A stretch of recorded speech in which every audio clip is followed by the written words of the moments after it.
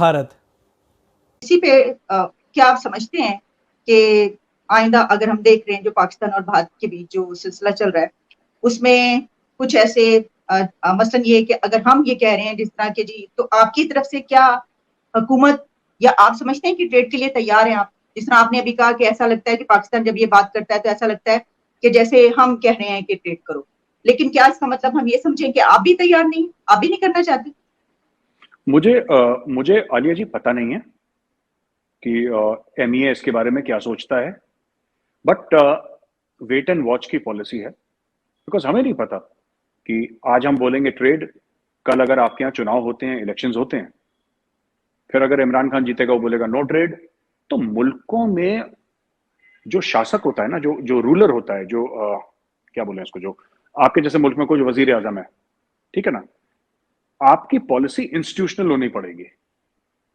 It cannot run on the whims and fancies of one man, जैसे कि वो बादशाह सलामत है, अकबर आजम ने बोल दिया कि इसके सर को हाथी से कुचल दो तो हाथी के पैरों की तरह को, ऐसा नहीं होता।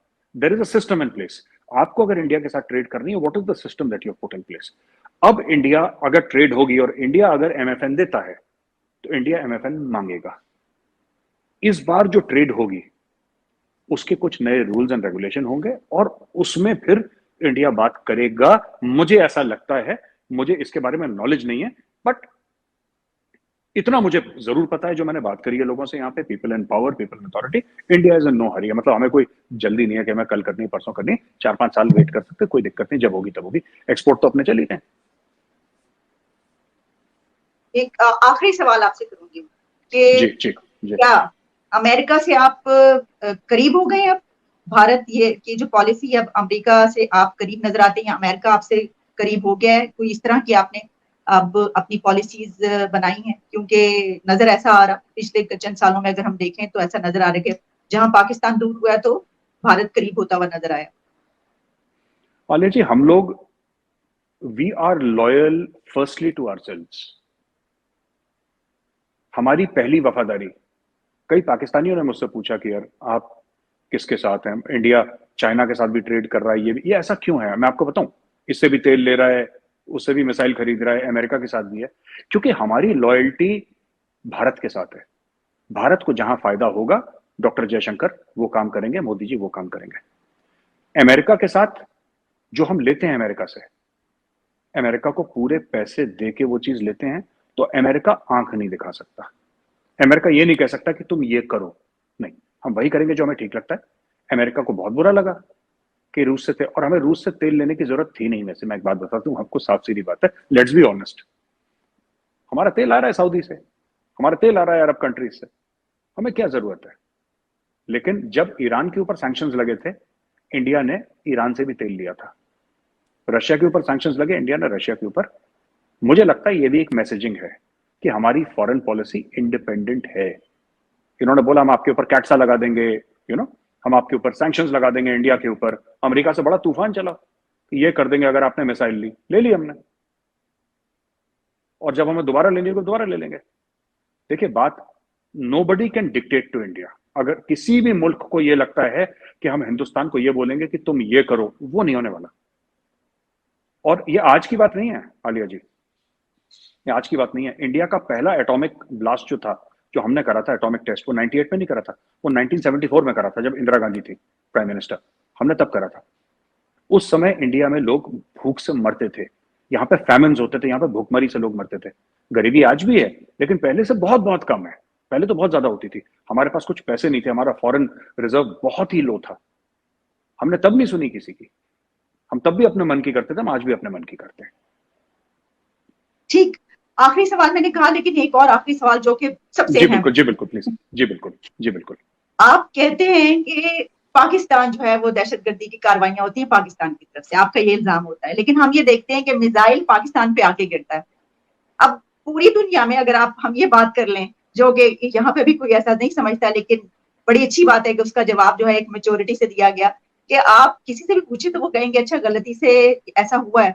फिर उसके ऊपर अगर फर्ज कीजिए आप, अगर हो सकता है, मुझे लगता है कि आप ये कहेंगे जवाब में कि देखिए चंद कंट्रीज में ऐसा कुछ है मिसालें कि ऐसा चल गया गलती से, लेकिन पाकिस्तान और भारत के बीच ये जो आपकी तरफ से मिसाइल आया, ऐसा लगता नहीं कि ये गलती से चला। इसके ऊपर आप क्या कहेंगे? नहीं, मैंने तो ऑन रिकॉर्ड बोला है गलती से नहीं चला। मैंने रिकॉर्ड, ये ब्रह्मोस मिसाइल है, ये गलती से नहीं चली, मुझे ऐसा लगता है कि जानबूझ के चलाई गई है। और मैं रिकॉर्ड पे पाकिस्तानी यूट्यूब चैनल्स पे बोल चुका हूँ कि जानबूझ के चलाई गई है मिसाइल, कोई गलती वलती से नहीं चली, मुझे नहीं लगता गलती से चली है। और मुझे पूछा भी था एक ने, पाकिस्तानी जर्नलिस्ट ने, कि अगली बार ऐसा होगा कि हम ये मान के चलेंगे कि कि ये मिसाइल में न्यूक्लियर वेपन्स हैं, और हम भी, क्योंकि हमारे पास हर जगह पेट्रियट मिसाइल्स नहीं है आपकी मिसाइल को रोकने के लिए, पाकिस्तान के पास इतना एयर डिफेंस सिस्टम नहीं है कि आपकी मिसाइल रोक ले, तो हम ये मान के चलेंगे कि ये एक एटॉमिक वेपन है जो आप लोगों ने हमारे ऊपर छोड़ा, और हम उसका जवाब फिर एटॉमिक हथियार से देंगे। उस समय शो में मैं बात नहीं कर पाया, पर क्योंकि सेम क्वेश्चन आपने पूछा तो मैं बता दूं, ये पाकिस्तान कई सालों से ये बात कह रहा है कि हम ये बम मार देंगे, ये कर देंगे, ये कर देंगे। तो इंडिया में अब ये फर्म बिलीफ है, डिफेंस मिनिस्ट्री में, मिनिस्ट्री ऑफ एक्सटर्नल अफेयर्स में, army, navy, air force, everybody is on the same platform कि सब कहने सुनने की बात है, पाकिस्तान नहीं करने वाला कभी कुछ। ये सिर्फ कहने की बात है कि हम एटमी रियासत है, हम ये कर देंगे, हम ये कर देंगे, कुछ नहीं। 1999 में आपको पता ही होगा कि मैम कारगिल की लड़ाई हुई थी, है ना? उस समय पाकिस्तान भी एटमी स्टेट था, इंडिया भी एटमिक स्टेट था। क्या हुआ? जंग हो गई। किसी ने चलाया न्यूक्लियर वेपन? नहीं चलाया किसी ने, कुछ नहीं हुआ, कुछ नहीं होगा। ये सब पाकिस्तान की तरफ से ना कहने की बातें हैं। हम ये कर देंगे, वो शेख रशीद कर रहे हैं, हम ऐसा करेंगे, बिरला मंदिर की घंटियां बजना बंद हो जाएंगी। ये सब कहने की बातें हैं, लोगों को खुश करने की। कोई एटॉमिक वेपन नहीं चलने वाला। और ये जो ब्रह्मोस मिसाइल छोड़ी थी इंडिया ने, मुझे नहीं लगता कि ये गलती से छोड़ी थी। I think it was a deliberate act not to provoke. इसकी कई वजूहत हो सकती हैं, और अगर आप 1 मिनट दें तो मैं बता दूं कि क्यों छोड़ा था। मुझे जो लगता है, हो सकता है मैं गलत बोल रहा हूं, बट मुझे जो लगता है, पहली चीज, ऑफ कोर्स पाकिस्तान के एयर डिफेंस सिस्टम चेक करने के लिए, जो कि पाकिस्तान ने उसको मारा, ये 3 साढ़े 3 मिनट पाकिस्तान के अंदर तैरती रही, किसी ने उसको देखा नहीं, पर एंड में पता लगा कि वहां पे गिर गई है वो। पहली चीज ये। दूसरी चीज ऑल्सो कि हमें पता है कि पाकिस्तान के अंदर इंडिया को लेकर इनसिक्योरिटी है बहुत ज्यादा। और सब पाकिस्तान के जो भी रूलर्स हैं, उन्होंने हर समय यह बोला है कि हिंदू खा जाएगा, हिंदू खा जाएगा। जबकि पहली लड़ाई जो हमारे 1947-48 के बाद की अगर जो लड़ाई देखें, मैं 47-48 की बात नहीं कर रहा, पर उसके बाद जो लड़ाई हुई थी, पहली बार प्रॉपर जो लड़ाई हुई थी 1965 में हुई थी। अयूब खान खुद लिखते हैं कि वी स्टार्टेड इट, हमने अटैक कर दिया इंडिया के ऊपर। You understand? इंडिया ने अटैक नहीं करा। तो ये पाकिस्तान में कहना कि ये कर देगा तो हम ये कर देंगे, ये सब लोगों को एक मंजन बेचा है कि हमारे पास न्यूक्लियर, कोई न्यूक्लियर वेपन।